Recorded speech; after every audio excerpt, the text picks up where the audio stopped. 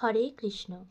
আজকের এই ভিডিওতে আমরা জানব শ্রীমদ্ ভগবদ্গীতায় ভগবান শ্রীকৃষ্ণের অর্জুনকে দেওয়া প্রথম জ্ঞান কী ছিল।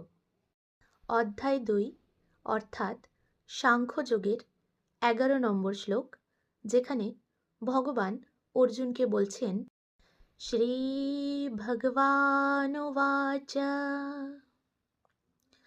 अशोचानन्वशोचस्त्वं प्रज्ञावादंश्च भाषसे गतासु न गतासूंश्च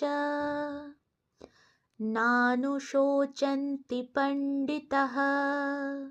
অর্থাৎ পরমেশ্বর ভগবান বললেন, তুমি প্রাজ্ঞের মতো কথা বলছো, অথচ যে বিষয়ের জন্য শোক করা উচিত নয় সেই বিষয়ের জন্য শোক করছো। যারা যথার্থই পণ্ডিত তারা কখনো জীবিত অথবা মৃত কারোর জন্যই শোক করেন না। রাধে রাধে।